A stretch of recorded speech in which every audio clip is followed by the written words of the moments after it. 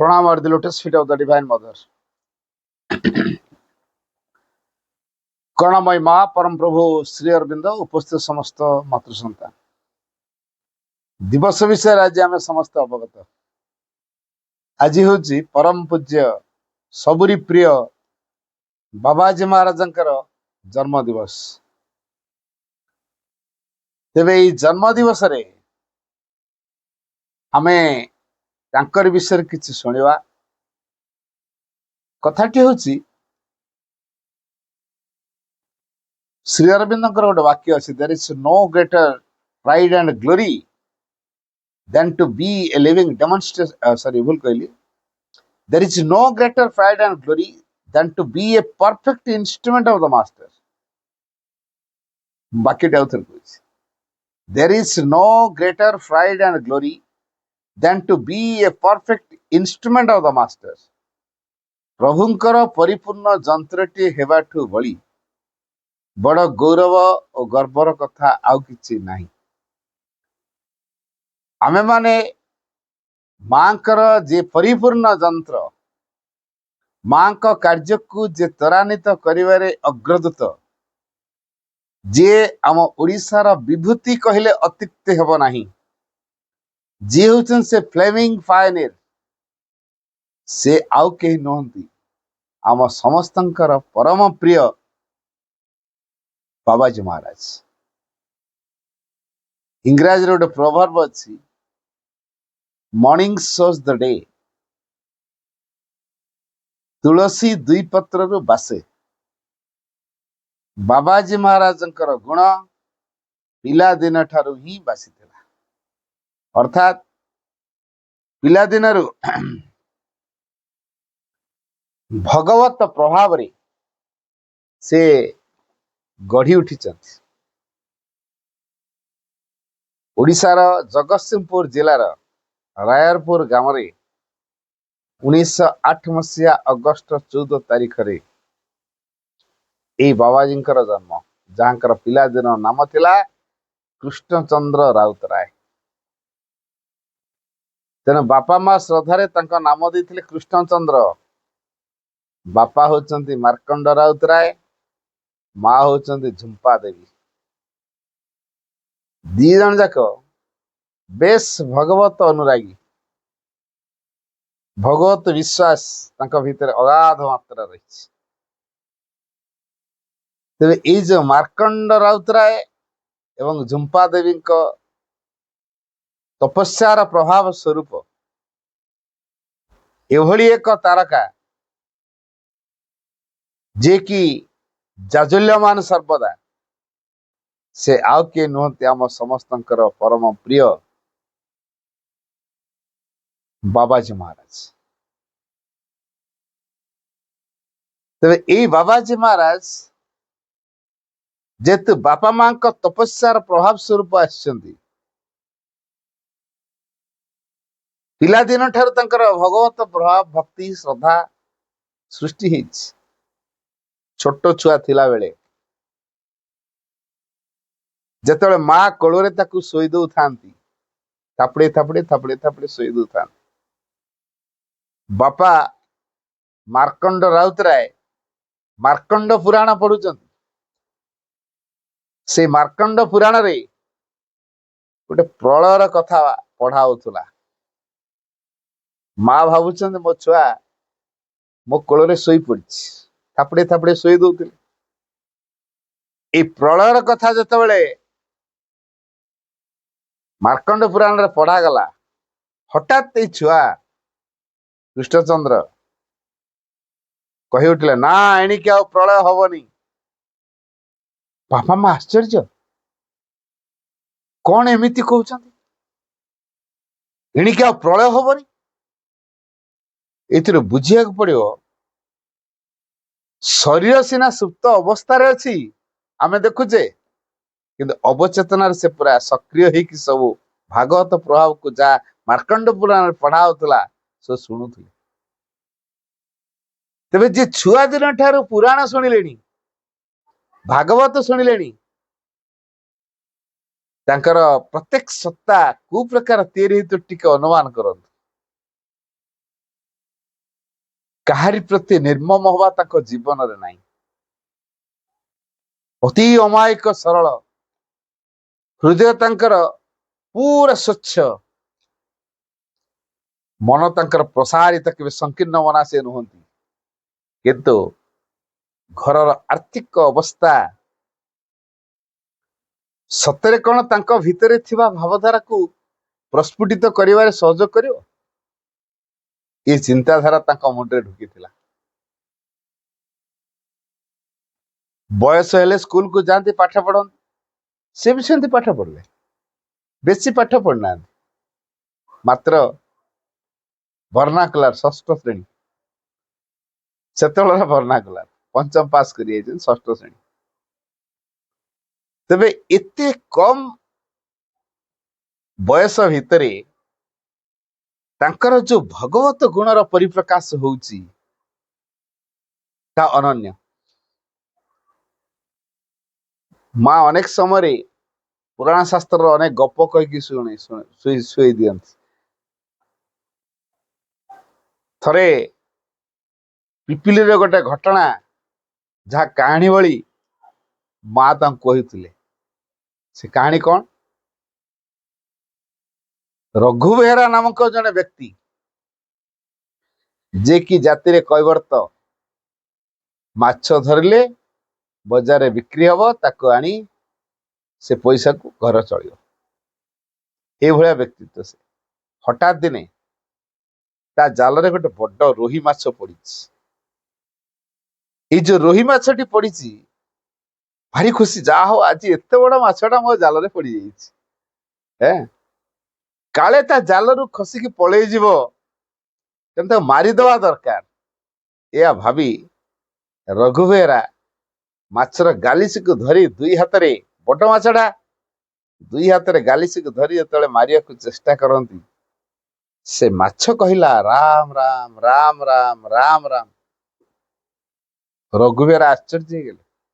ଆରେ ଆଜିକାଲି ମାଛ ମାନେ କଣ ମଣିଷଙ୍କ ଭଳି ରାମ ନାମ ଜପିଲେଣି? ତାହେଲେ ଇଏ ସାଧାରଣ ମାଛ ନୁହେଁ, ଏ ମାଛ ମାରିବା ମୋର ପାପ ହେଇଗଲା। ମାଛ ମାନେ ଯୋଉଠି ଭଗବାନଙ୍କୁ ଡାକିଲେଣି, ରାମ ନାମ ଜପିଲେଣି, ମୁଁ ଏଇ ମାଛକୁ ମାରିକି ମୁଁ କୁଟୁମ୍ବ ଚଳେଇବି, ବରଂ ଅଲଗା କିଛି ପେଶା ଆରମ୍ଭ କରିବା। ଆଉ ମାଛ ମରା ହବନି, ମାଛକୁ ଛାଡିଦେଲେ। ପିଲାଟି ଏଇ କଥାଟି ଶୁଣିଲା ପରେ, ମାନେ କୃଷ୍ଣଚନ୍ଦ୍ର ଏଇ କଥାଟି ଶୁଣିଲା ପରେ ଚିନ୍ତା କଲେ, ଯଦି ମାଛ ଭଗବାନ ଶ୍ରୀରାମଙ୍କର ନାମ ଜପ କରିପାରୁଛି, ଆମେ ମଣିଷ ହେଇକି ଜପି ପାରିବାନି? ଜପ କରିବା। ଜପ ତାଙ୍କର ଖୁବ ଆନନ୍ଦ ମନରେ କରାହଉଥିଲା। କେତେବେଳେ କରନ୍ତି? ଯେତେବେଳେ ଫାଙ୍କା ପାଆନ୍ତି, ଘର ପଛପଟ ବାଡି ଆଡକୁ ପଳାନ୍ତି। ଗୋଟେ ଗଛ ଥିଲା, ସେ ଗଛ ମୂଳରେ, ବଡ ଗଛଟେ ଥିଲା, ଛାଇ ପଡିଛି, ସେ ଗଛ ମୂଳରେ ବସି ପ୍ରଭୁ ଶ୍ରୀରାମଙ୍କର ନାମ ଜପ କରନ୍ତି। ପିଲାଦିନରୁ ପ୍ରଭୁ ଶ୍ରୀରାମଙ୍କ ପ୍ରତି ତାଙ୍କର ଭକ୍ତି ତିଆରି ହେଲାଣି, ତାଙ୍କ ନାମ ଜପ କଲେଣି। ତାପରେ ଅନେକ କାହାଣୀ ମଧ୍ୟ ମାର୍କଣ୍ଡ ପୁରାଣ, ଭାଗବତରୁ ଶୁଣୁଛନ୍ତି। ତେଣୁ ପୁରାଣ ଶାସ୍ତ୍ର ଯୋଉ କାହାଣୀ ସବୁ ଶୁଣୁଛନ୍ତି, ଘଟଣା ସବୁ ଶୁଣୁଛନ୍ତି, ତାଙ୍କ ଭିତରଟିରେ ସେଟା ବେଶ ଛାପା ପକଉଛି। ଆଧ୍ୟାତ୍ମିକତାର ଭିତ୍ତିଭୂମିକୁ ବେଶ ସୁନ୍ଦର ଭାବରେ ସେ ତିଆରି କରିଦେଇଛି। ତେଣୁ ଏଇ ଯୋଉ ପୁରାଣ ଶାସ୍ତ୍ରର କଥା କୃଷ୍ଣଚନ୍ଦ୍ରଙ୍କର ଭିତ୍ତିଭୂମିକୁ ବେଶ ସୁଦୃଢ କରିଛି ଆଧ୍ୟାତ୍ମିକତାରେ। ପାଠ ପଢା ବେଶ ସୁନ୍ଦର ଭାବରେ କରନ୍ତି। ଏବଂ ପୁରାଣ ଶାସ୍ତ୍ର ଭିତରୁ ଶୁଣିଥିଲେ, ଯଦି ପରିବାରର କେହି ଭଗବାନଙ୍କ ସକାଶେ ଜୀବନ ବଞ୍ଚେ ବା ଉତ୍ସର୍ଗୀକୃତ ହୁଏ, ସନ୍ନ୍ୟାସ ହୁଏ, ଏ ସନ୍ନ୍ୟାସୀ ହବା ଦ୍ୱାରା ସେ 7 ପୁରୁଷକୁ ଉଦ୍ଧାର କରେ। ଏଇ କଥା ଚିନ୍ତା କରି ଏଇ କୃଷ୍ଣଚନ୍ଦ୍ର, ଯାହାଙ୍କୁ ଆମେ ବାବାଜୀ ମହାରାଜ ବୋଲି କହୁଛେ, ପିଲାଦିନର ସଂକଳ୍ପ ନେଲେ, ମୁଁ ବାବାଜୀ ହେଇଯିବି, ସନ୍ନ୍ୟାସୀ ହେଇଯିବି, ଗୁରୁ ଦୀକ୍ଷା ଦରକାର। ମନେ ମନେ ଗୁରୁଙ୍କ ସନ୍ଧାନ ଚାଲିଥାଏ। କୋଉ ଗୁରୁଙ୍କ ସାନିଧ୍ୟରେ ଆସିଲେ ମୋ ଜୀବନର ମୁକ୍ତିର ବାଟ ଖୋଲିବା ସହିତ ମୋ ପରିବାର ଉଦ୍ଧାର କାର୍ଯ୍ୟରେ ମୁଁ ସହଯୋଗୀ ହେଇପାରିବି, ଏଇ କଥା ଚିନ୍ତା କରିଥାନ୍ତି। ଘରର ତ ଆର୍ଥିକ ଅବସ୍ଥା ସ୍ୱଚ୍ଛଳ ନୁହେଁ। ବାପା ମାକୁ ଅଶାନ୍ତି କରେଇ ଦୁଃଖ ଦେଇ ଯଦି ସେ ସନ୍ନ୍ୟାସ ହେଇଯିବେ ତାର ସେ ସନ୍ନ୍ୟାସ ଧର୍ମରେ ତ୍ରୁଟି ରହିଯିବ। ବାପା ମା ଖୁସି ହବା ଦରକାର। ତେଣୁ ଏ ଦୃଷ୍ଟିରୁ ସେ ଚିନ୍ତା କଲେ ପାଠ ପଢିବା, କୋଉଠି ଗୋଟେ ଚାକିରି କରିବା। ତେଣୁ ଘର ତ ଏତେ ସ୍ୱଚ୍ଛଳ ନୁହେଁ ଯେ ତାକୁ ବହୁତ କିଛି ପାଠ ପଢେଇ ଦେବେ। କେହି କେମିତି ବନ୍ଧୁବାନ୍ଧବ ମାନେ ଯେତେବେଳେ ବା କୁଣିଆ ମାନେ ଯେତେବେଳେ ଘରକୁ ଆସନ୍ତି, ଏ କୃଷ୍ଣଚନ୍ଦ୍ରକୁ କିଛି କିଛି ପଇସା ଦିଅନ୍ତି ପକେଟ ଖର୍ଚ୍ଚ କରିବା ପାଇଁ। ସିଏ ସେ ପଇସାକୁ ଆଦୌ ବଦ ଖର୍ଚ୍ଚ କରନ୍ତି ନାହିଁ। କୁମ୍ପି ଭଳିଆ କରିକି ତା ଭିତରେ ଅମୁହା ହାତ କୁହାଯାଏ, ତା ଭିତରେ ଗଳେଇ ଦିଅନ୍ତି। ପୁରୀ ଗଲା ପରେ ଆହୁରି ଯଦି ପଇସା ହୁଏ, ଓଡିଶା ଘରର ଜଣେ ବୁଢୀ ମାଉସୀ ଅଛନ୍ତି, ତାଙ୍କରି ପାଖରେ ନେଇକି ଦେଇ ଦିଅନ୍ତି। ଭାରି ବିଶ୍ୱସ୍ତ, ସେ ଭାରି ସରଳ। ତେଣୁ ତାଙ୍କରି ପାଖରେ ପଇସାକୁ ଦେଇ ଦେଇକି ଆସନ୍ତି। ସିଏ ତା ପାଇଁ ଗୋଟେ ରଖିବା ଜାଗା କରିଦେଇଛନ୍ତି, ତାଙ୍କରି ଘରେ ସେ ପଇସାକୁ ରଖୁଛନ୍ତି। ଆବଶ୍ୟକ ସମୟରେ ସେ ପଇସାକୁ ଆଣି ଘର ଖର୍ଚ୍ଚରେ ଲଗାଉଛନ୍ତି। ଗୋ ସେବା ପୁଣ୍ୟ କାର୍ଯ୍ୟ, ଏଇ କଥା ସେ ପିଲାଦିନଠୁ ଜାଣିଥିଲେ। ତେଣୁ ଗୋ ସେବା କରିବାରେ ଆନନ୍ଦ ଥାଏ। ପାଠ ପଢିବା ସହିତ ଗୋ ସେବା କରୁଥିଲେ, ଭାଗବତ ପୁରାଣ ସବୁ ଶୁଣୁଥିଲେ। ତେଣୁ ପୁରାଣ ଶାସ୍ତ୍ରର ମହତ୍ କଥା, ଭଗବାନଙ୍କର ଯୋଉ କଥା, ତାକୁ ସେ ଶୁଣୁଛନ୍ତି। ତେଣୁ ଏଇ ଯୋଉ ପୁରାଣ ଶାସ୍ତ୍ରରେ ଯୋଉ ଭଗବାନଙ୍କର କଥା ସବୁ ଆଲୋଚନା ହଉଛି, କଥାମୃତ ସବୁ ହଉଛି, ତାହା ପ୍ରତି ଯୋଉ କୃଷ୍ଣଚନ୍ଦ୍ରଙ୍କର ଯୋଉ ଆଗ୍ରହ ତିଆରି ହେଇଛି, ତେଣୁ ଜ୍ଞାନର ଦିଗଟି ତାଙ୍କର ଧୀରେ ଧୀରେ ଧୀରେ ଧୀରେ ଖୋଲୁଛି। ତାପରେ ସେତେବେଳେ ସିଷ୍ଟମ ଥିଲା ବାଲ୍ୟ ବିବାହ। ଏଇ ବାଲ୍ୟ ବିବାହ ପ୍ରଥା ଭିତରେ ଖୁବ କମ ବୟସରୁ ପିଲାମାନଙ୍କୁ ବିବାହ କରିବାକୁ ପଡୁଥିଲା। ତେଣୁ ବାପା ମା ଚିନ୍ତା କଲେଣି କୃଷ୍ଣଚନ୍ଦ୍ରଙ୍କର ବାହାଘର କରିଦବା। ଏଇଟା ଚିନ୍ତାରେ ଆଣିଛନ୍ତି। ଇଏ ତ ସନ୍ନ୍ୟାସୀ ହବା ପାଇଁ ଭିତରେ ଭିତରେ ସ୍ଥିର କରିଛନ୍ତି। ତେଣୁ ବାହାଘର ମାୟାରେ କାହିଁକି ପଶିବେ? ଘରେ ରହିଲେ ସେ ବାହାଘର କରିଦେବେ ଜବରଦସ୍ତି। ତେଣୁ କଟକ ପଳେଇ ଆସିଲେ। କଟକ ପଳେଇ ଆସି ଗୋଟେ ମୋହରିଅର ଚାକିରି କଲେ। ମୋହରିଅର ମାନେ ଯୋଉମାନେ ସବୁ ଜମି ଜମା କବଲା ସବୁ ଲେଖନ୍ତି, ମୋହରିଅର ଚାକିରି। ତାଙ୍କର ହସ୍ତାକ୍ଷର ଅତି ସୁନ୍ଦର। କିନ୍ତୁ ଏବେ ମୁଁ ଦେଖିଛି ତାଙ୍କର ଅନେକ ଚିଠି ମୁଁ ଦିଏ। ପ୍ରତି ମାସରେ 4 ଥର ଚିଠି ଯିବ ମୋର, 4 ଥର 5 ଥର। ତାଙ୍କ ରିପ୍ଲାଏ ମଧ୍ୟ ଆସିବ। କିନ୍ତୁ ସେଥିରେ ତ ମୁଁ ତାଙ୍କ ହସ୍ତାକ୍ଷର କେହି ସୁନ୍ଦର ଭଳିଆ ମତେ ଲାଗେନି। କିନ୍ତୁ ତଥାପି ଯାହା ଗ୍ରନ୍ଥରେ ଲେଖା ଅଛି, ପୁସ୍ତକରେ ଲେଖା ଅଛି, ତା ଅକ୍ଷର ବହୁତ ସୁନ୍ଦର ଥିଲା। ତେଣୁ ଅନେକ ଲୋକ ତାଙ୍କର ପାଖରେ କବଲାପତ୍ର ଲେଖା ଲେଖି କରାନ୍ତି। ଯଦି ଭିଡଟି ହୁଏ, ଭଲ ପଇସା 2ଟା ହୁଏ, ତେଣୁ ଘରକୁ ଦିଅନ୍ତି। ବାପା ମା ଭାରି ଖୁସି, ଯାହା ହଉ ପିଲା ଆମର ଯୋଗ୍ୟ ପିଲା, ସବୁ କାମ, ଗାଈ ଗୋରୁ କାମ କରୁଛନ୍ତି, ପାଠକୁ ପାଠ ପଢୁଛନ୍ତି, ଏଣେ ରୋଜଗାର ବି କରୁଛନ୍ତି, ତାପରେ ଭଗବତ ଅନୁରାଗୀ ହେଇଛନ୍ତି। ତେଣୁ ବାପା ମା ପୁରା ଖୁସି ହେଇଛନ୍ତି। କିନ୍ତୁ ଜାଣିଲେଣି ପିଲାର ସମୟ ହେଲାଣି ମାନେ ତାର ବାହାଘର କରିଦବା। କାଳେ କଟକରୁ ତାକୁ ନେଇ ଆସିବେ, ବାହାଘର କରେଇଦେବେ। କଟକ ରହିଲେ ଅସୁବିଧା ଅଛି। ତେଣୁ ଦିନେ କିଛି କଥା ନ କହି ରାଞ୍ଚିକୁ ପଳେଇ ଆଇଲେ। ଜଣେ ସନ୍ନ୍ୟାସୀଙ୍କର ଦୀକ୍ଷା ନେଲେ, ରାଞ୍ଚି ପଳେଇ ଆସିଲେ। ପୁଣି ରାଞ୍ଚିରୁ ଆଉ ଜଣେ ବାବାଙ୍କ ସହିତ ଦେଖାହେଲା, ମୌନୀ ବାବା। ସେଠୁ ପଳେଇ ଆସିଲେ। ମୌନୀ ବାବାଙ୍କୁ ଦେଖିଲା ସାନ୍ନିଧ୍ୟରେ ଆସିଲା ପରେ ସେ ରହିଲେ ସେଇଠି। ବାପା ମା ବର୍ତ୍ତମାନ ଚିନ୍ତିତ ହେଇଗଲେ, ମୋ ପିଲାର ବାହାଘର କରିବା ବୋଲି ଚିନ୍ତା କରିଥିଲି, କିନ୍ତୁ ସେ ବାବା ଯାଇକି ପଳେଇଲା। ତେଣୁ ମୌନୀ ବାବାଙ୍କ ଆଶ୍ରମ ରହିଲେ। ତାଙ୍କର ଯେମିତି ଜପ ତପ ଚାଲିବା କଥା, ଆଶ୍ରମର ନୀତି ନିୟମ ଯାହା ପୁରା ନିଷ୍ଠାର ସହିତ ପାଳନ କରୁଥିଲେ। ଖୁବ କମ କଥା କହୁଥିଲେ, ଆଉ ଭାରି କାମିକା ଥିଲେ। ମାନେ ଏତେ ବଡ ଆଶ୍ରମର ସଫାସୁତୁରା କାମ ସକାଳୁ ଉଠିକି ସେ କରିଦିଅନ୍ତି, ଗୋଟେ ପତ୍ର ଦେଖିବାକୁ ମିଳେନି। ତେଣୁ ପୁରା ପରିବେଶ ଏଠି ସୁନ୍ଦର ହେଇଯାଇଥାଏ। ଏଭଳି କାମ ତାଙ୍କର ଆଶ୍ରମ ଚାଲିଥାଏ। ତାପରେ ବାବା ଯୋଉ ପ୍ରକାର ଆଲୋଚନା କରି ତାଙ୍କ ମନ ଦେଇକି ଶୁଣନ୍ତି, ନିଜେ ପଢାପଢି କରନ୍ତି। ରାମ ତାରକା ମନ୍ତ୍ର ଉପରେ ପୁରା ସିଦ୍ଧ, ପୁରା ସିଦ୍ଧ। ପାଖରେ ସରଜୁ ନଦୀ, ନଦୀକୁ ସ୍ନାନ କରିବାକୁ ଯାଆନ୍ତି। ସକାଳୁ ସକାଳୁ ବ୍ରହ୍ମ ମୁହୂର୍ତ୍ତରେ ଉଠନ୍ତି, ଯାଇ ସରଜୁ ନଦୀରେ ସ୍ନାନ କରି ଫେରିଲା ବେଳକୁ ଅନେକ ବାର ପ୍ରଭୁ ଶ୍ରୀରାମଙ୍କର ବାଳକ ରୂପ ସେ ଦର୍ଶନ କରିଛନ୍ତି। ଏ ଯୋଉ ପ୍ରଭୁ ଶ୍ରୀରାମଙ୍କର ବାଳକ ରୂପ ସେ ଦର୍ଶନ କରିଛନ୍ତି, ସେଥିରେ ସେ କୃତାର୍ଥ ହେଇଯାଇଛନ୍ତି। ତେଣୁ ପ୍ରଭୁ ଶ୍ରୀରାମଙ୍କ ବ୍ୟତୀତ ତାଙ୍କ ଜୀବନର ଆଉ କିଛି ମୂଲ୍ୟବାନ ନାହିଁ, ଏ କଥା ଅନୁଭବ କରୁଥିଲେ। ତାପରେ ପଢା ଚାଲିଲା। ଏମିତି ପଢା ଚାଲିଛି ତ ଚାଲିଛି। ଜ୍ଞାନ ପୁରା ଧୀରେ ଧୀରେ ବିକାଶ ହେଇ ଚାଲିଛି। ସେଇ ଭିତରେ ଜଣେ ବ୍ୟକ୍ତି ପଣ୍ଡିଚେରୀ ଆସିଥିଲେ ଏବଂ ଦି ଖଣ୍ଡ ବହି ନେଇଥିଲେ। ସେଟା ହଉଛି ଯୋଗ ପ୍ରଦୀପ ଆଉ ଯୋଗାଧାର। ତେଣୁ ସେ ଯୋଗ ପ୍ରଦୀପ ଆଉ ଯୋଗାଧାର ବହିରେ ଯାହା ସବୁ ଲେଖା ହେଇଛି ତାକୁ ସେ ବୁଝି ପାରୁନାହାନ୍ତି। ବାବାଜୀଙ୍କ ପାଖକୁ ଆସିଲେ, ଟିକେ ବୁଝେଇଲ।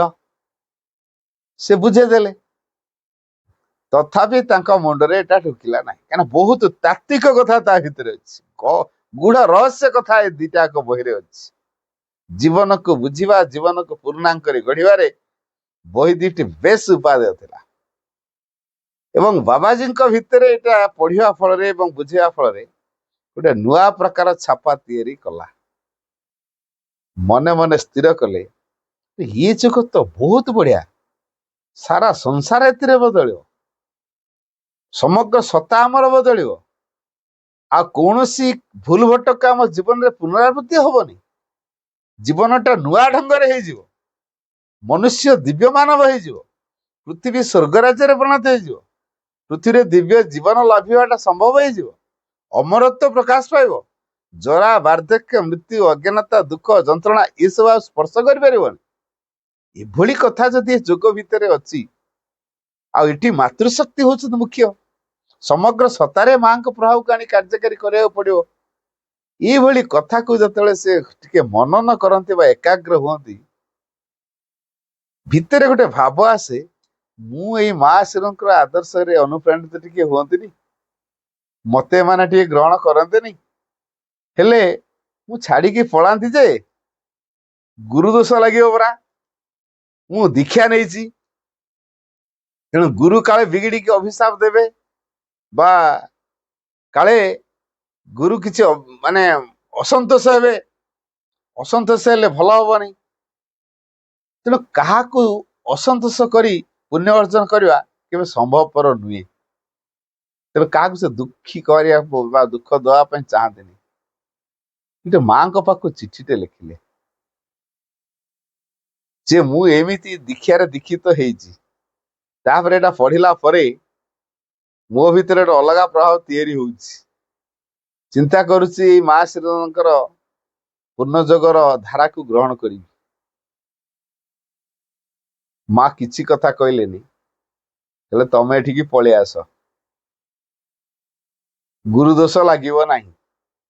ବଡ ଚମତ୍କାରରେ ବୁଝେଇଥାନ୍ତି, ଯଦି ଜଣେ ଗୋଟେ ସ୍କୁଲରେ ପାଠ ପଢୁଛି ଏବଂ ସେ ସ୍କୁଲ ପାଠ ପଢା ସରିଲା ପରେ ଉଚ୍ଚ ଶିକ୍ଷା ପାଇଁ ସେ ଅଲଗା ସ୍କୁଲକୁ ଯାଉଛି, ଏ ଶିକ୍ଷକ ମାନଙ୍କୁ ସେ ଛାଡିକି ପଳଉଛି, ସେଠି କଣ ଶିକ୍ଷକ ମାନେ ତାକୁ ଅଭିଶାପ ଦଉଛନ୍ତି ନା ଅସନ୍ତୋଷ ହଉଛନ୍ତି?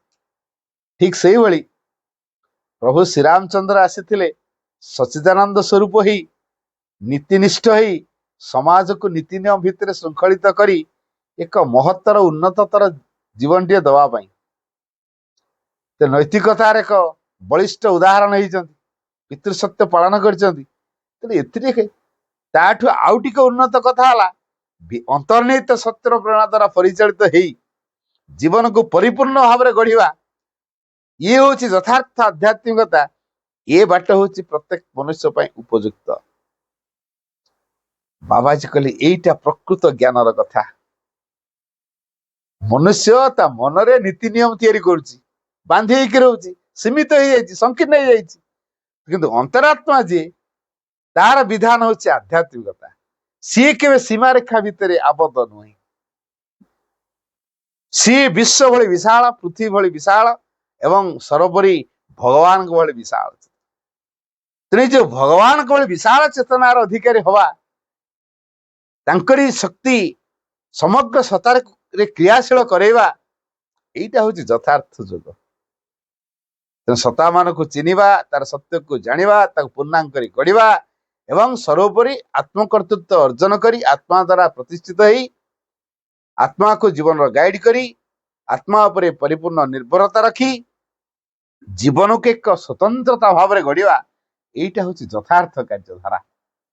तांको हृदय को यहाँ बहुत छुईला एवं स्थिर करथिले जेहेतु आसिया पाई पळे आसिले।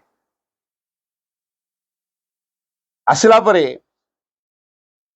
1945 मसीहा फेब्रुआरी 2 तारिख रे से आश्रम रे पहुंचले। जेहेतु बाबाजी परी से सेठी बंची थिले, बर्तन एठी कोन आश्रम रे हाफ पैंट दे हवन। मु गोटे उदाहरण दूची। खूब कम दिन भितर माँ थिबा समय जने अलेख दीक्षार लोक से अलेख धर्म नहीं थांती, दीक्षार दीक्षित होता आश्रम को आसिले, कहले मु आश्रम रही। ठीक अच्छे रुह, माँ अनुमति देले। 4 मास 5 मास गला, देखिले से पूरा सबु काम पूरा ठीक रे करूछंती, किंतु अलेख वेश पोशाक तांकर अछि। तापर ता आश्रमाइट करागला। आश्रमाइट कले प्रॉस्पेरिटी दिया जो। अच्छा, प्रॉस्पेरिटी सब कथा दै छथि। माँ ताको गोटे हाफ पैंट दी छथि। तापर बड़ असंतोष प्रकाश करी कहले माँ सब कथा देले, मत गोटे कोपिन दे पाइलेनी, ता बदल हाफ पैंट दी छथि।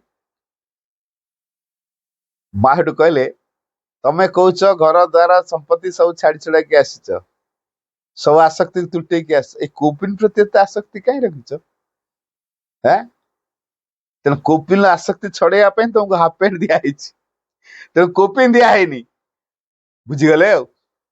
सेंदी बाबाजी कर बाबाजी ढंग थिला, ताकर से कोपिन पिंदिवा, कठोरी चलिवा, माडी चलिवा, आओ गेरुआ पिंदिवा बा जहा जहा दाढ़ी जटा छाड़िवा, ये सब थिला बाबाजी ढंग।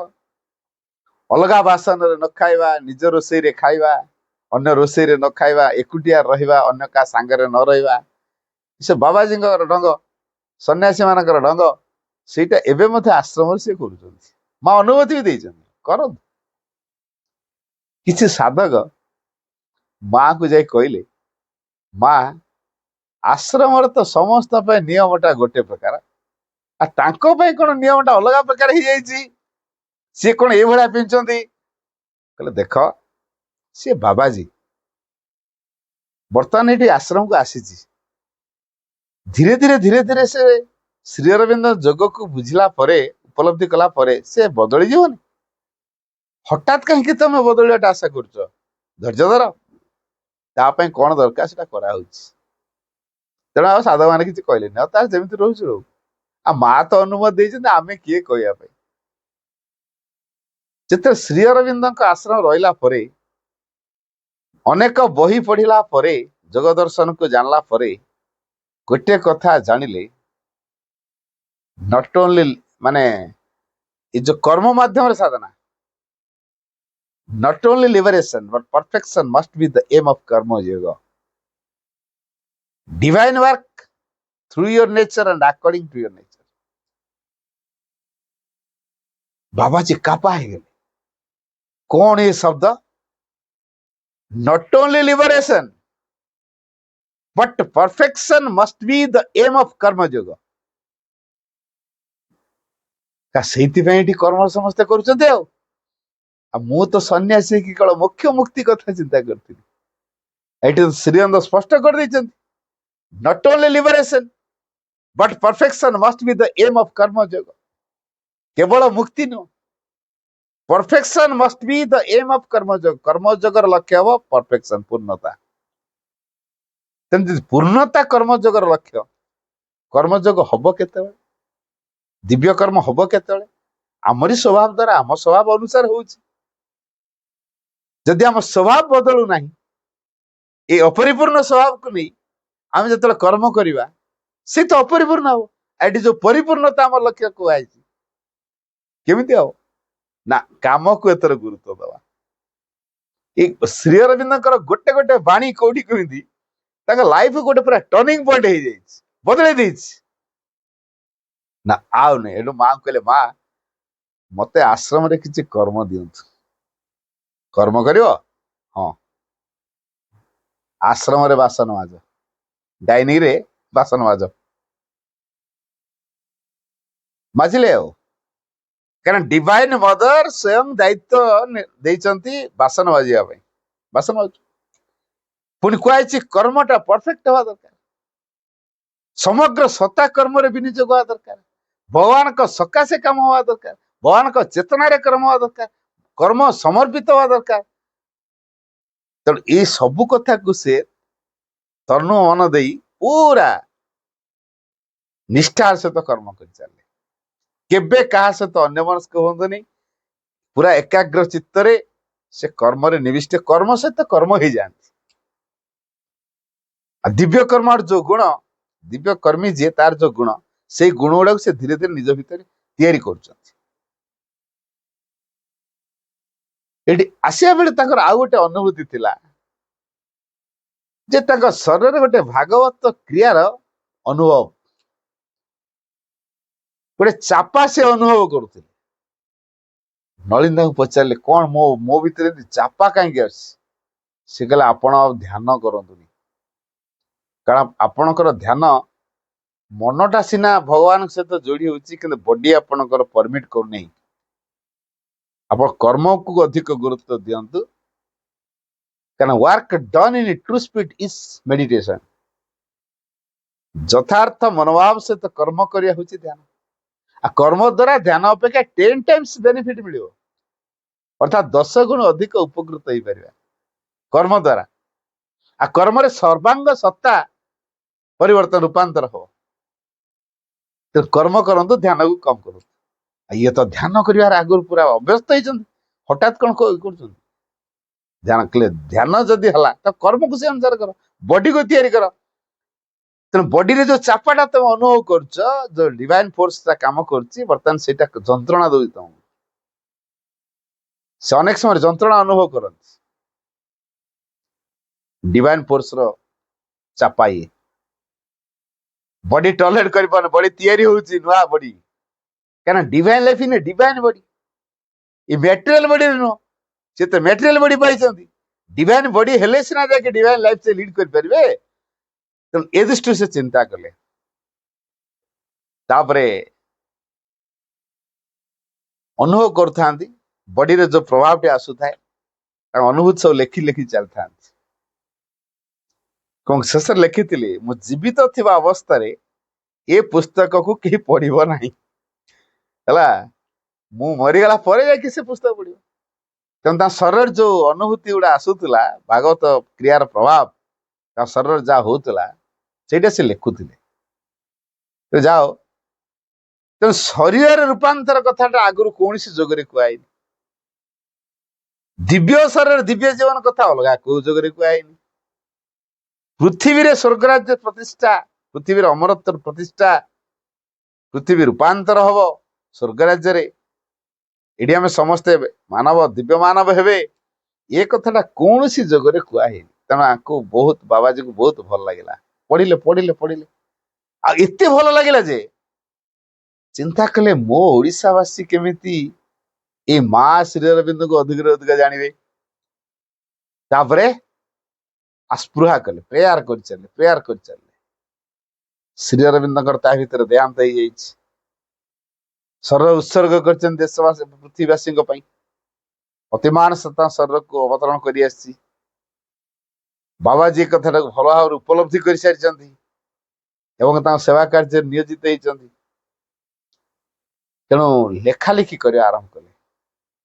ଯାହା ସେ ଶ୍ରୀ ଅରବିନ୍ଦଙ୍କୁ ପଢନ୍ତି ତାକୁ ସରଳ ଭାବରେ, ବୋଧଗମ୍ୟ ଭାବରେ, ସମସ୍ତ ହୃଦୟକୁ ଛୁଇଁଲା ଭଳି ଭାବରେ ସେ ତାକୁ ଲେଖନ୍ତି। ତାପରେ ଲୋକ ସାହିତ୍ୟ ରୂପରେ ପ୍ରକାଶ ପାଇଲା। ଏବଂ ଗୋଟିଏ ବଡ କଥା ତାଙ୍କ ଜୀବନରେ ଥିଲା, ମା ନାମ ଜପରେ ଶରୀର ଉପରେ ସିଧାସଳଖ ପ୍ରଭାବ ପଡିବ। ମା ଲେଖିଛନ୍ତି ଏଟା, ଫର ଦ ସାଧନା ଅଫ ଦ ବଡି ଜପ ଇଜ ଏସେନ୍ସିଆଲ ବିକଜ ଜପ has a direct action on the body and I have done 10 years of work within a few months through ଜପ। ତେଣୁ ଏ କଥାଟା ଯେହେତୁ ସେ ମାଙ୍କ ବାଣୀରୁ ପଢିଛନ୍ତି, ସେ ଜପକୁ ଆହୁରି ନିବିଷ୍ଟ କରେ, ମନନ ପୁରା ହେଲେ, ତୀବ୍ର କରେଇଲେ, ନିରନ୍ତର କଲେ। ତେଣୁ ଆମେ ଯଦି କେହି ଚିଠି ଲେଖିଥିବା, ସେ ଲେଖୁଥିବେ ପ୍ରତ୍ୟେକ ଚିଠିରେ, ମା ଏହି ନାମ ନିରନ୍ତର ଜପ କର, ମାଙ୍କ ଉପରେ ଦୃଢ ବିଶ୍ୱାସ ଭରସା ରଖ, ସବୁ କିଛି ଠିକ ହେଇଯିବ। ଏଇ କଥା ପ୍ରତ୍ୟେକ ଚିଠିରେ ଲେଖନ୍ତି ଏବଂ ଶେଷରେ ଲେଖନ୍ତି, ଇତି ଆପଣଙ୍କର ଶୁଭଚିନ୍ତକ ରାମକୃଷ୍ଣ ଦାସ। ଅନ୍ୟ କାହା ଚିଠିରେ କଣ ଆସିଥିବ ମୁଁ ଜାଣିନି, ମୁଁ ଶହ ଶହ ଚିଠି ତାଙ୍କ ପାଖକୁ ଦେଇଛି, ଶହ ଶହ, ତା ରିପ୍ଲାଏ ମଧ୍ୟ ପାଇଛି। ମୁଁ ତାକୁ ସାଇତିକି ରଖିପାରିଲି, ଚିଠି ତ ଦେଲେ ଜାଣିଲି ବ୍ଲେସିଂ ଆସିଛି, ବ୍ଲେସିଂ ରଖିଲି। କିଛି ବର୍ଷ ବିତିଗଲା ପରେ କୁଆଡେ କୁଆଡେ ସେ ହଜିଗଲା, ପୁରୁଣା ଖାତା ବହି ସହିତ ଗଲା, ତାକୁ ରଖିପାରିଲିନି ସାଇତିକି। ଏଇ ଯୋଉ ବାବାଜୀଙ୍କର କଥା, ନିରନ୍ତର ମା ଏହି ନାମ ଜପ କର, ମାଙ୍କ ଉପରେ ଦୃଢ ବିଶ୍ୱାସ ଭରସା ରଖ, ସବୁ କିଛି ଠିକ ହେଇଯିବ, ଇଏ ଗୋଟେ ମହାମନ୍ତ୍ର। ପ୍ରତ୍ୟେକ ରୋଗର ମେଡିସିନ ହଉଛି ଏଇଟା, ମା ନାମ ଜପ ଆଉ ମାଙ୍କ ଉପରେ ଦୃଢ ବିଶ୍ୱାସ ଭରସା ରଖିବା। ଏଇଟା ହଉଛି ଚାବିକାଠି। ଏନି ପ୍ରୋବ୍ଲେମ, ମାନସିକ ସ୍ତରର ପ୍ରୋବ୍ଲେମ ହଉ, ଭୌତିକ ସ୍ତରର ପ୍ରୋବ୍ଲେମ ହଉ, ପ୍ରାଣିକ ସ୍ତରର ପ୍ରୋବ୍ଲେମ ହଉ, ଯେକୌଣସି ପ୍ରକାର ପ୍ରୋବ୍ଲେମ ହଉ, ଏଇଟା ହଉଛି ତାର କମନ ମେଡିସିନ ହେଲା। ତେଣୁ ସେ ସେଇଟାକୁ କରୁଛନ୍ତି। ପୁଣି ଏଇ କଥା ବି କହୁଥିଲେ ଯେ ଜପ କରିବା ଦ୍ୱାରା ବିରୋଧୀ ଶକ୍ତିର ଆକ୍ରମଣ ସହଜେ ହୁଏ ନାହିଁ, କାରଣ ଯିଏ ଜପ କରୁଛି ତା ଚାରିପଟେ ଗୋଟେ ଅରା, ମାନେ ସୁରକ୍ଷା ବଳୟ ଘେରି ରହେ, ଯାହା ଫଳରେ ବିରୋଧୀ ଶକ୍ତି ସହଜେ ସେ ଅରା ଭିତରକୁ ପ୍ରବେଶ କରିପାରେନି, ଭିତରେ ଆମେ ସୁରକ୍ଷିତ ହେଇଯାଉ। ଇଏ ହଉଛି ବାବାଜୀଙ୍କର ଟେକ୍ନିକ। ତେଣୁ ଜପକୁ ସେଇଥିପାଇଁ ସେ ଗୁରୁତ୍ୱ ଦଉଥିଲେ। ମା ତ କହିଛନ୍ତି, କିନ୍ତୁ ବାବାଜୀ ତାକୁ ଜୀବନରେ ପ୍ରାକ୍ଟିକାଲ କରିକି ଆମକୁ ଦେଖାଉଛନ୍ତି ଏବଂ ବତାଉଛନ୍ତି। ଆଉ ଓଡ଼ିଶାବାସୀଙ୍କ ପାଇଁ ଏ ସୂତ୍ର ହଉଛି ସବୁଠୁ ବେଷ୍ଟ ସୂତ୍ର। ୟାରି ମାଧ୍ୟମରେ ଲୋକେ ମାଙ୍କ ଶ୍ରୀଜଙ୍କର କୃପା ଲାଭ କରିବେ ଏବଂ ରୂପାନ୍ତର ପଥରେ ସେମାନେ ଚୁଜେନ ହେଇଯିବେ, ଅର୍ଥାତ ନିର୍ବାଚିତ ହେଇଯିବେ। ଏଇ କଥା ବାବାଜୀ ଚିନ୍ତା କରିଥିଲେ। ତେଣୁ ସେୟା ହେଲା, ବହି ଲେଖି ଚାଲେ, ଜପ କରି ଚାଲିଲେ, ତାପରେ ତାକୁ ଲୋକ ସାହିତ୍ୟ ଆକାରରେ ପ୍ରକାଶ ପାଇଲା। ତେଣୁ କେତେ କେତେ କଥା ତାଙ୍କ ଲେଖାରେ ଆଉ ଟିକେ ସାହାଯ୍ୟ କରିବା ପାଇଁ ଜଣେ ବ୍ୟକ୍ତି ଦରକାର। ସୌଭାଗ୍ୟ କ୍ରମେ ଜଣେ ପ୍ରଫେସର ଜୁଟିଗଲେ ଏବଂ ଯିଏକି ରଥୀ ଆଉ ସାରଥୀ ହେଇ ଓଡ଼ିଶାରେ ମାତୃକାର୍ଯ୍ୟକୁ ତ୍ୱରାନ୍ୱିତ କରିଛନ୍ତି। ସେ ଆଉ କିଏ ନୁହନ୍ତି, ପ୍ରଫେସର କାଙ୍ଗାଳି ଚରଣ ପତି, ଅର୍ଥାତ୍ ପ୍ରପତ୍ତି, ପୂର୍ଣ୍ଣ ସମର୍ପିତ ଆତ୍ମା। ସେ ଶ୍ରଦ୍ଧାରେ ମା ନା ଦେଇଥିଲେ ପ୍ରପତ୍ତି, ସମର୍ପଣ। ପ୍ରପତ୍ତି ନୈଷ୍ଠିକ ବ୍ରାହ୍ମଣ, ନିଷ୍ଠାପୁରା। ବାବାଜୀଙ୍କୁ ଚିଠି ଲେଖନ୍ତି, ମାନନୀୟ ଆଡ୍ରେସିଂ ହବ, ବାବାଜୀ ତାଙ୍କ ପାଖକୁ ରିପ୍ଲାଏ କରିବେ, ପତି ବାବୁ। କି ମାଧୁର୍ଯ୍ୟତା ତାଙ୍କ ଭିତରେ ଥିଲା। ତେଣୁ ବାବାଜୀଙ୍କର କାର୍ଯ୍ୟକଳାପକୁ ଦେଖି ତାଙ୍କ ଇଏ ଯୋଉ ନୈଷ୍ଠିକତା ଭିତରେ ଥିଲେ, ନୀତି ନିୟମ ଭିତରେ କୁଆଡେ ଚାଲିଗଲା। ବର୍ତ୍ତମାନ ଏକମାତ୍ର ଚିନ୍ତା ତାଙ୍କର ବାବାଜୀଙ୍କୁ ସାହାଯ୍ୟ କରିବା ଅନୁବାଦରେ କଲେ। ଆଶ୍ରମ ଚାକିରି ଛାଡି ଆଶ୍ରମ ଗଲେ ଏବଂ ମାତୃକାର୍ଯ୍ୟ ତ୍ୱରାନ୍ୱିତ ପାଇଁ ବାବାଜୀଙ୍କୁ ସହଯୋଗ କଲେ। ତେଣୁ ୟାଙ୍କ ଭିତରେ ବି ଟିକେ ଇଗୋ ଥାଏ। ମୁଁ ଜଣେ ପ୍ରଫେସର, ମତେ ନିହାତି ଆମର ଆନ୍ତର୍ଜାତିକ ଶିକ୍ଷା କେନ୍ଦ୍ର ଶିକ୍ଷକତା କରିବା ପାଇଁ ଚାନ୍ସ ମିଳିବ ନା ଆଉ। କିନ୍ତୁ ମା ଦଉନାହାନ୍ତି। ମା କହୁଛନ୍ତି ତମେ ଯାଅ ଆଶ୍ରମ ଡାଇନିରେ କ୍ଷୀର ଆଉଟିବ। କ୍ଷୀର ଆଉଟିଲେ ତାପରେ ବାବାଜୀ ବୁଝାନ୍ତି, ଦେଖ କର୍ମରେ ଛାଟିପିଟି ହୁଅ ନେଇ, କାମରେ ଛୋଟ ବଡ ବାଚ ବେଚାର ରଖ ନେଇ, କର୍ମକୁ ସାଧନ ରୂପେ ଗ୍ରହଣ କର। Work is the best means for sadhana. ତେଣୁ ସାଧନା ପାଇଁ ସବୁଠୁ ଭଲ ମାଧ୍ୟମ ହଉଛି କର୍ମ। ତ କାମକୁ ସେଇ ଲାଇଟରେ ନିଅ। କରିଚାଲିଲେ ଆଉ ପ୍ରଥମ କିଛି ଦିନ ତାଙ୍କ ଭିତରେ ପ୍ରତିକ୍ରିୟା ଦେଖାଦେଲା। ଆଉ ବାବାଜୀ ତାଙ୍କୁ ଏମିତି ବୁଝେଇଦେଲେ ଆଉ ପ୍ରତିକ୍ରିୟା ଆସିଲାନି। ଯୋଉ ଆସକ୍ତି ଥିଲା ଆସକ୍ତି ତୁଟିଗଲା। ଯେମିତି ସମ୍ପୂର୍ଣ୍ଣ ଆସକ୍ତି ଥିଲା ତାପରେ ତାଙ୍କୁ ଆଶ୍ରମରେ କ୍ଲାସ ପାଇଁ ମା ଅନୁମତି ଦେଇଦେଲେ। ତେଣୁ ତା ସହିତ ବାବାଜୀଙ୍କୁ ବି ସହଯୋଗ କଲେ ଅନୁବାଦରେ। ଗୋଟେ କଥା ଥିଲା ତାଙ୍କର, ଓଡିଶାରେ ମାତୃକାର୍ଯ୍ୟର ପ୍ରସାରଣ ପାଇଁ କେମିତି ପଦକ୍ଷେପ ନିଆ ହେଇପାରିବ ବାବା ଚିନ୍ତା କଲେ, ଆସ୍ପୃହା କଲେ ଏବଂ ଡାଳିଜୋଡ଼ା ଗୋଟେ ଘର ରଖା ହେଲା। ସେ ସେଇଠି ଆସିକି ରହିବେ ଏବଂ ଓଡିଶା ସାରା ବୁଲି ମାତୃକାର୍ଯ୍ୟର ପ୍ରସାର କରିବେ। ରାମକୃଷ୍ଣ ନିବାସ ବୋଲି ଗୋଟେ ଡାଳିଜୋଡ଼ାରେ ଗୋଟେ ଘର ଅଛି ତାଙ୍କ ଭାଇ ରାମକୃଷ୍ଣ ନିବାସ। ତେଣୁ ସେଇଠି ସେ ଆସିଲେ ରହନ୍ତି ବାବାଜୀ। ତାପରେ ଓଡିଶାକୁ ବିଭିନ୍ନ ଜାଗାକୁ ଯାଆନ୍ତି। ତାପରେ ତାଙ୍କର ଏ ଯୋଉ ଅନନ୍ୟ ନିଷ୍ଠା ବଳରେ ଓଡିଶାବାସୀ ପ୍ରଭାବିତ ହେଲେ। ତାପରେ ମାଙ୍କର ଅତି ଆପଣାର ହେଇଗଲେ। ମାନେ ଯାହାକୁ କୁହାଯାଏ ପରଫେକ୍ଟ ଇନଷ୍ଟ୍ରୁମେଣ୍ଟ ବାବାଜୀ ହେଇଗଲେ। ତେଣୁ ଯଦି ଓଡିଶାରେ କେହି ମାଙ୍କ କାର୍ଯ୍ୟ ପାଇଁ ବାବାଜୀଙ୍କୁ କିଛି ପଚାରେ, ବାବାଜୀ ଅତି ଚମତ୍କାର ଭାବରେ କେମିତି କରାହେଇପାରିବ ସେ ବତେଇ ଦିଅନ୍ତି। ଯଦି ବାଇ ମିଷ୍ଟେକ୍ ମାଙ୍କୁ ପଚାରେ, ମା କହନ୍ତି ବାବାଜୀ କି ପଚାର। ବାବାଜୀ ତ ପଚାରିଲେ ସିଧା କଥା କହନ୍ତି। ଆଉ ଯଦି ମାଙ୍କୁ ପଚରା ହେଇଥାଏ ତାହେଲେ ମା କହ ସେ ବାବାଜୀ କି ପଚାର। ତେଣୁ ମା ଯେହେତୁ ବାବାଜୀଙ୍କୁ କହନ୍ତି, ଇଣ୍ଡିକେଟ କରନ୍ତି ବାବାଜୀ କି ଯାଅ ପଚାର, ତା ପରାମର୍ଶ ତମେ କାମ କର। ତେଣୁ ଓଡିଶାବାସୀ ଗଲେ ଆଉ ମାଙ୍କୁ ଡାଇରେକ୍ଟ କାହିଁ କହିବ, ବାବାଜୀ ତ ଆମକୁ ବଢିଆ ପରାମର୍ଶ ଦଉଛନ୍ତି, ତେଣୁ ଯାଇ ପଚାରନ୍ତି। ସେଇ ଯୋଉ ବାବାଜୀ କଣ ଜାଣୁଥିଲେ, ଯାହା କହି ଦଉଥିଲେ ସେଇଟା ହେଇଯାଉଥିଲା। ତାଙ୍କର ଥିଲା ଇଣ୍ଟୁସନର କାମ, ସାଇକିକ ଦ୍ୱାରା ସେ ଗାଇଡେଡ। ମନସ୍ତର ସେ ମୋଟେ କଥା କହନ୍ତିନି, ଭଲ କିଟା ଜାଣିବା ଦରକାର। ତେଣୁ ଏଇ ଯୋଉ ବାବାଜୀ ଲେଖା ପଢିକି ଜଣେ ଆଇଏଏସ୍ ଅଫିସର ବିଦେଶରୁ ପାଠ ପଢିକି ଆସିଛନ୍ତି, ଶ୍ରୀ ଅରବିନ୍ଦଙ୍କର ଗ୍ରନ୍ଥ ବୁଝି ପାରୁନାହାନ୍ତି, ଲାଇଫ ଡିଭାଇନ ବୁଝି ପାରୁନାହାନ୍ତି। କଣ ଏତେ ହାର୍ଡ ଇଂଲିଶ କଣ ଲେଖା ହେଇଛି? ମୁଁ ଗୋଟେ ଇଂଲିଶ ଫରେନରୁ ପାଠ ପଢିକି ଆସି ଅଥଚ ଏଇଟା ମୁଁ ବୁଝିପାରୁନି। କାହାକୁ ପଚାରିଲେ ମତେ ସେ ବୁଝେଇ ଦେଇ ପାରିବ। ସବୁ କେହି ବାସନ ମଜା ଲୋକ ପାଖକୁ ଯା। କଣ ତ ମତେ ଭାବୁଛ ମୁଁ ଗୋଟେ ଆଇଏଏସ୍ ଅଫିସର? ଆଶ୍ରମରେ କାହାକୁ ଗୋଟେ ରଖିଛନ୍ତି ବାସନ ମାଜିବା ପାଇଁ ଚାକରଟେ, ମତେ ତା ପାଖକୁ ପଠଉଛ? କଣ ଭାବୁଛ ମତେ? ମୁଁ ଗୋଟେ ଆଇଏଏସ୍ ଅଫିସର। ସିଏ ତାଙ୍କ ଆଇଏଏସ୍ ଅଫିସର ଇଗୋକୁ ନେଇକି ଯାଉଛନ୍ତି। ସମସ୍ତେ ଲୋକ ଏଇ ବାବାଜୀଙ୍କୁ ପଚାର ବାସନ ମାଜୁଛନ୍ତି, ସିଏ ବତେଇ ଦେବେ। ଇଏ ତାଙ୍କୁ କୋଉ ଦୃଷ୍ଟିରେ ଦେଖୁଛନ୍ତି? ହଁ ଆଶ୍ରମରେ ଏତେ ଲୋକ କାମ ଦାମ କରୁଛନ୍ତି ତ, ତେଣୁ ବାସନ ମଜା ଲୋକ ପାଇଁ ଗୋଟେ ରଖା ହେଇଯିବ, ଇଏ ବାସନ ମାଜୁଛନ୍ତି ଚାକର ଭଳିଆ। ସେ ଏଇ ଦୃଷ୍ଟିକୋଣ ଦେଖୁଛନ୍ତି। ତାପରେ ବିରକ୍ତ ହେଇକି ଫେରି ଆସନ୍ତି, ଖୋଜନ୍ତି ଆଉ କାହାକୁ ପଚାର। ସମସ୍ତେ ସେ ଗୋଟେ ଲୋକ କଥା କହିଲେ, ଆଉ ବାଧ୍ୟ ହେଇକି ସେ ଆସିଲେ। ହେଲେ ହଉ ମୋର ତ ଏବେ କାମ ଚାଲିଛି, ସରିଯାଉ କଥା ହବା।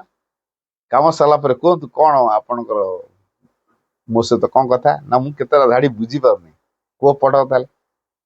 ସିଏ ଯୋଉ ଲାଇନ ପଢିଲେ ତା ପୂର୍ବ ଲାଇନ କଣ, ତା ପର ଲାଇନ କଣ ବାବାଜୀ କହିଦେଲେ। ଆରେ ବାବା, ଇଏ ତ ପୁରା ଜ୍ଞାନର ପୁରା ଗନ୍ତାଘର। ମୁଁ ଭାବୁଥିଲି ଇଏ ଆଶ୍ରମର ଜଣେ ଚାକର, ଡାଇନିରେ ବାସନ ମାଜୁଛି। ମୁଣ୍ଡ ନଇଁଗଲା, ନିଜକୁ ଧିକ୍କାର କଲେ। ଧିକ୍ ମୋର ଆଇଏସ୍, ଧିକ୍ ମୋର ଫରେନ ପାଠ ପଢା। ନିଜକୁ ଧିକ୍କାର ମନେ କଲେ, ଅହଙ୍କାର ତୁଟିଗଲା ସେଇଠି ସାଙ୍ଗେ ସାଙ୍ଗେ। ତାହେଲେ ବାବାଜୀ ତାଙ୍କୁ କେମିତି ଭାବରେ ବୁଝେଇ ଦେଲେ ଯେ ତା ଅହଙ୍କାର ଦୂର ହେଇଗଲା।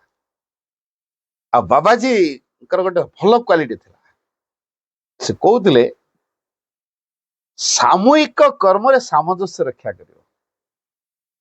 କେମିତି ସାମଞ୍ଜସ୍ୟ ରକ୍ଷା କରିବ? ଦୋଷ ଦେଖିବ ନାହିଁ, ସମ୍ଭାବନା ଦେଖିବ। ଏକ ଦ୍ୱିତୀୟରେ ହେଲା ସାମୂହିକ କର୍ମରେ ସାମଞ୍ଜସ୍ୟ ରକ୍ଷା କରିବାକୁ ହେଲେ ମତ ପାର୍ଥକ୍ୟ ହବ, କିନ୍ତୁ ମନ ଅମେଳନ ହଉ, ମନ ଏକ ରହୁ। ମତ ପାର୍ଥକ୍ୟ ହଉ କିନ୍ତୁ ମନ ଏକ ହଉ। ଦିଟା କଥାକୁ ଗୁରୁତ୍ୱ ଦିଅ। ଦୋଷ ଦେଖିବନି, ସମ୍ଭାବନା ଦେଖିବ। ମତ ପାର୍ଥକ୍ୟ ଯାହା ହଉଛି ପଛେ ମନ ଯେମିତି ଅମଳ ହଉ, ମନ ମେଳ ଖାଉ। ମନ ମେଳ ଖାଇଲେ ସେ ମତ ପାର୍ଥକ୍ୟରେ କଣ ଅଛି, କିଏ କେତେ ପ୍ରକାର ମତ ଦେବେ, ମତଟା କଣ ଅଛି।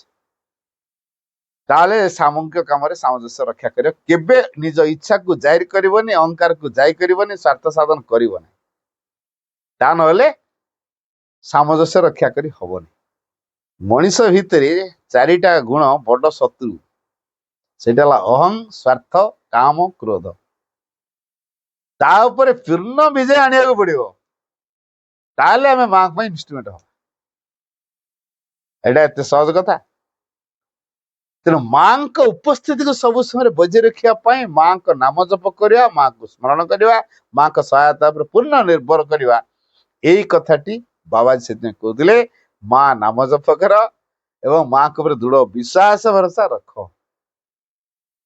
ଭାବିନିଅ, ମା ମୁଁ ହଉଛି ତୋର, ତୁ ହଉଛି ମୋର, ତୁ ମତେ ଗ୍ରହଣ କର।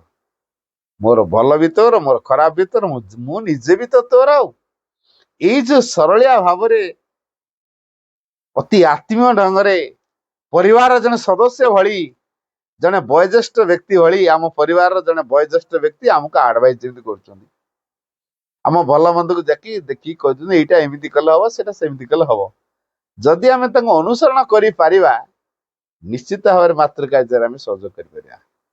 ଆଉ ଆଜି ଯଦି ଆମେ ଓଡ଼ିଶାରେ ପାଠଚକ୍ର ଶିବିର ସମ୍ମିଳନୀ କରିପାରୁଛୁ, ବା ପୂର୍ଣ୍ଣାଙ୍ଗ ଶିକ୍ଷା କେନ୍ଦ୍ର ଗଢି ପାରୁଛୁ, ସମାଧି ମନ୍ଦିର ଗଢି ପାରୁଛୁ, ବା ସାଧାରଣାଳୟ କରିପାରୁଛୁ, ବାବାଜୀଙ୍କ ତପସ୍ୟାର ଫଳ ଇଏ।